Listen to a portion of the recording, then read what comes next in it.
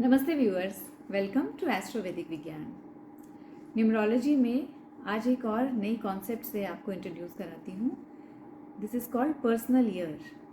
आपने ऑनलाइन बहुत सारा कंटेंट सुना होगा कि ईयर 2024 सैटर्न का ईयर है और इसमें बहुत ज़्यादा सैटर्न का प्रभाव है। बहुत काम करना पड़ेगा लोगों को, हार्डवर्क करने वाले ही सस्टेन कर पाएंगे। इस तरह की बहुत सारी चीज़ें आपने सुनी होंगी। मैं उसके पीछे का आपको लॉजिक समझाना चाहती हूँ और कैसे दिस इज़ हाफ ट्रूथ ये भी मैं आपको एक्सप्लेन करूँगी। 2024 the total 2 + 2 + 4 comes to number 8, so that is fine. 8 number belongs to Saturn, so ये सैटर्न का ईयर हुआ। मगर किन के लिए?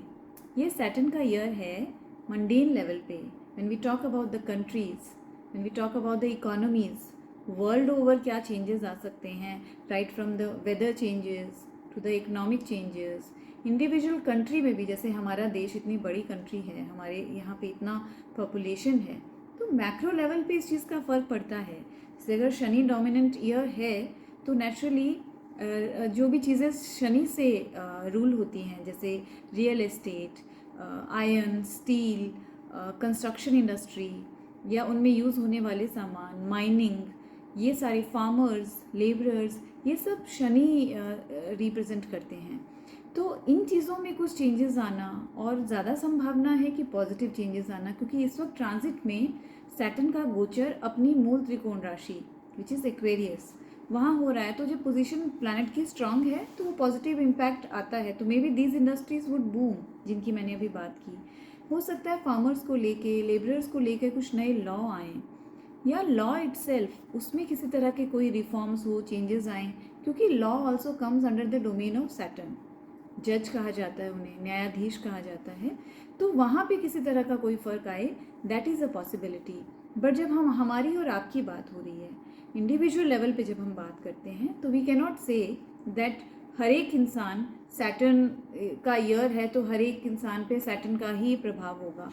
प्रभाव तो हम पे हर समय पूरे सभी 9 ग्रहों का पड़ता ही है।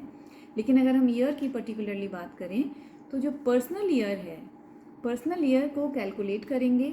पर्सनल ईयर का जो नंबर आएगा वो जिस भी प्लैनेट से रूल होता है, उस प्लैनेट का प्रभाव हमारी लाइफ पे उस पर्टिकुलर ईयर में सबसे ज़्यादा होगा। तो अभी मैं आपको वो तरीका बताती हूँ जिससे हम पर्सनल ईयर को कैलकुलेट करते हैं।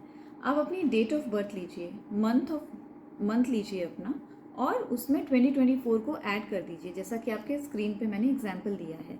Let's say you are born on 1 January, तो आप 1 + 1 + 2024 करेंगे, दैट कम्स टू नंबर 10।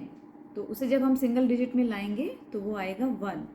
अगर आपने मेरी न्यूमरोलॉजी की सीरीज़ पहले फॉलो की है तो आप जानते हैं कि जो एक नंबर है, number 1, that is ruled by planet सन।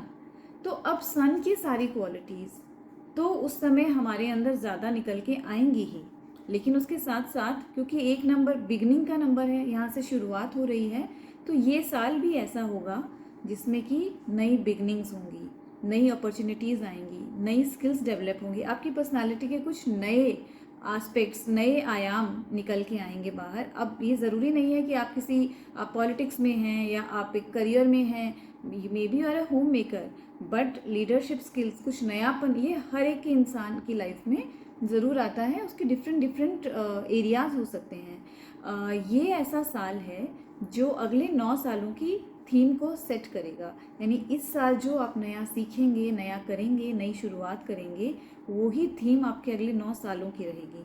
इसको टेस्ट करने के लिए हम थोड़ा पीछे चलते हैं।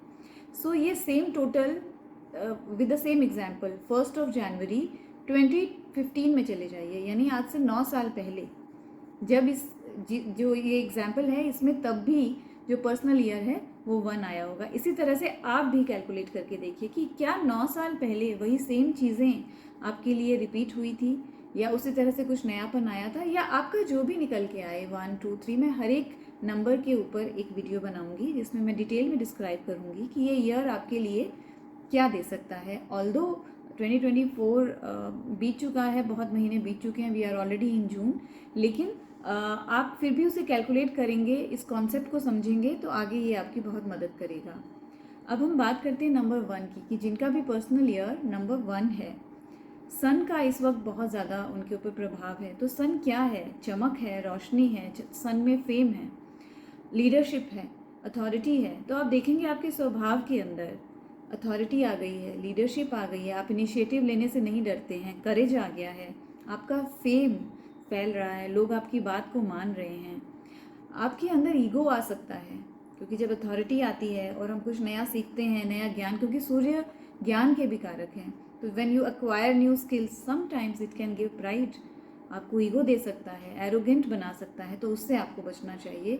ईगो एंड एरोगेंस को आपको अवॉइड करना चाहिए। But otherwise this is very good. आपके फादर के साथ आपके संबंधों में कुछ बदलाव आ सकता है, हो सकता है कोई दूरी थी जो मिट जाए, या शायद किसी तरह की दूरी आ जाए।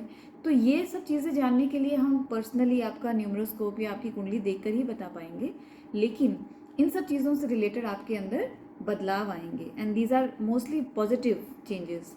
कभी कभी ये होता है कि बीपी, क्योंकि सूर्य हार्ट के कारक हैं, तो हार्ट से रिलेटेड कोई अगर आपको प्रॉब्लम चल रही है, इट मे गेट लिटिल, वो बढ़ सकती है, तो उसका आपको ध्यान रखना चाहिए। हड्डियों की बोन हेल्थ के लिए आपको ध्यान रखना चाहिए, या आप अपने बोन हेल्थ के लिए कोई नया इनिशिएटिव लें। तो इस तरह की चीज़ें हो सकती हैं। अब वो बहुत पॉजिटिव साइड पे है या नहीं है, उसके लिए इंडिविजुअली, बिकॉज वो हम जनरलाइज नहीं कह सकते हैं, but these are the areas जहाँ पे इम्पैक्ट आता है। अगर आपका नंबर पर्सनल ईयर नंबर 1 है, तो आपको उसे और अच्छा बनाने के लिए भगवान सूर्य की आराधना करनी चाहिए। आपको सूर्य देव को जल चढ़ाना चाहिए। अगर वो आपके रिलीजन के हिसाब से आप वो प्रैक्टिस नहीं करते हैं, तो एटलीस्ट ग्रैटिट्यूड, कि बिना हमसे कुछ लिए हमें इतनी एनर्जी और रोशनी देते हैं, तो ये ग्रैटिट्यूड की फीलिंग तो हम रख ही सकते हैं। उसमें तो मुझे लगता है कि किसी रिलीजन का कुछ ऐसा अवरोध नहीं है। और जो लोग कर सकते हैं उन्हें गायत्री मंत्र करना चाहिए। तो अपने सूर्य को प्रबल बनाना चाहिए, अपने फादर की रिस्पेक्ट करें, हो सके तो सुबह उनके पैर छुएं, गुड़ का सेवन कर सकते हैं। अभी गर्मियों का समय है, तो अगर आप जैगरी ऐसे ही नहीं खा सकते क्योंकि गर्म होती है, तो आप उसको रात में पानी में भिगो के रख दीजिए। मॉर्निंग में you can just stir it and have that water, that is also going to be very good for you. तो इस तरह से हम एक एक नंबर के ऊपर अलग अलग वीडियो में डिस्कस करेंगे, और आप मुझे कमेंट में बताइएगा if it is the number 1 for you, आपकी लाइफ में कौन सी नई शुरुआत हुई। मैं मिलूँगी नेक्स्ट वीडियो में, तब तक टेक केयर।